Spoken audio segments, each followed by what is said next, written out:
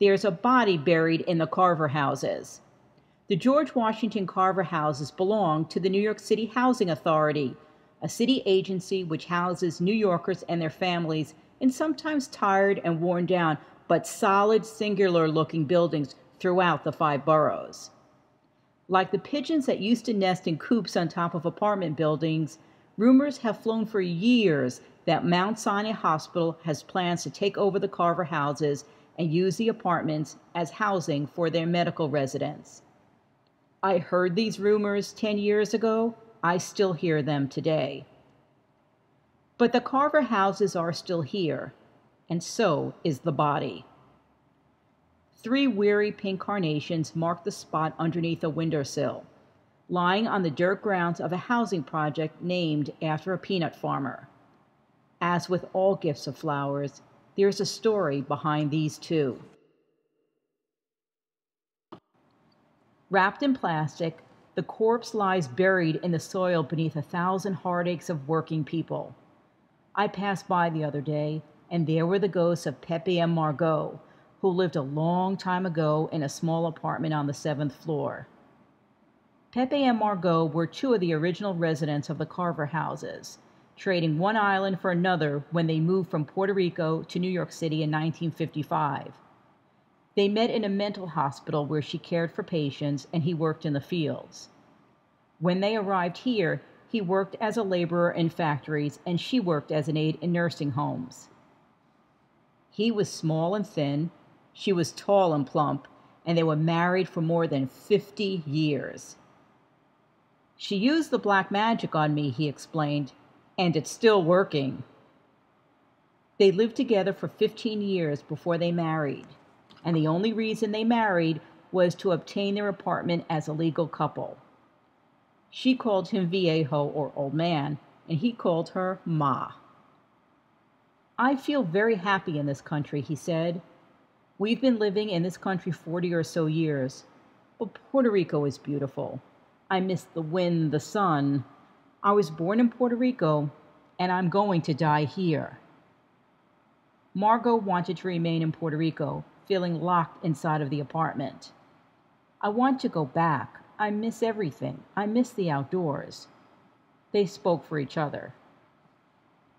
Here, she feels trapped inside, Pepe said. You can't just go out. We go to the yard and look at the flowers. I plant here, and the next day it's dead.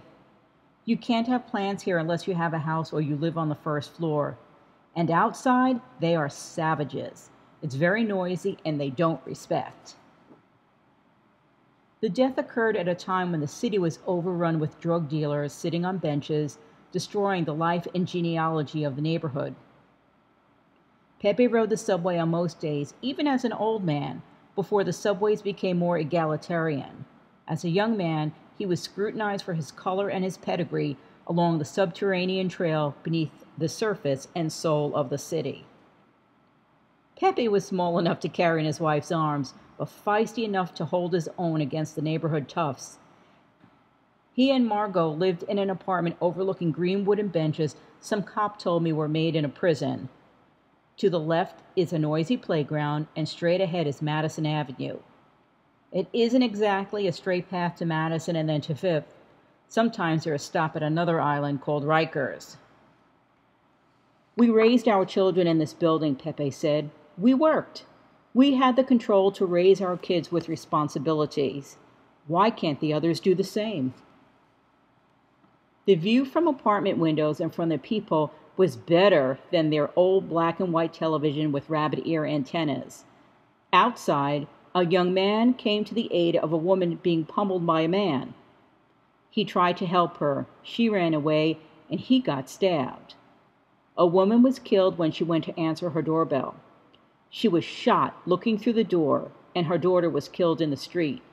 Pepe said the killers were looking for a man because he sold drugs. He looked out of the window at a police car pulling up on the sidewalk. For me, the police department, they are wonderful. I never have problems. They try to do their job the best they can. If they tell me to move, I do. There is no better neighborhood than this one, Pepe declared. It's not too great, but I don't care. It's home. We have people in this neighborhood who don't want to live clean. And at night, the teenagers don't work. During the day, they sleep. Sometimes you have to blame the parents. We need more cops here. This morning, barking, barking, and barking. I said enough with the barking dog. There is urine sprayed all over the elevator. Where are you going to stand? He asked. The office takes good care of the building. People here don't take care of it. In the overheated apartment of Pepe and Margot, there were no doors on their closets. Contents were hidden by curtains whose bulging contents created large lumps. Their kitchen was small and crowded with the pots and pans of people who ate at home and didn't bother going to restaurants. I used to leave the door open when I cleaned the house, Margot said. No one used to bother us. Tiny, their chihuahua, slept in their bed. He was the only companion in the house.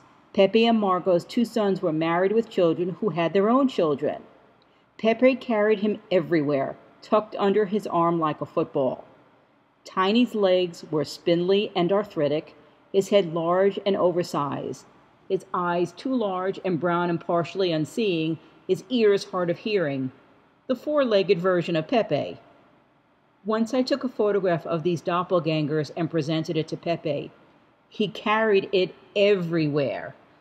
He trimmed the edges to a small square, and that creased black and white portrait remained proof that they were a pair. Sometimes you don't remember, Pepe said of his age, which was 85.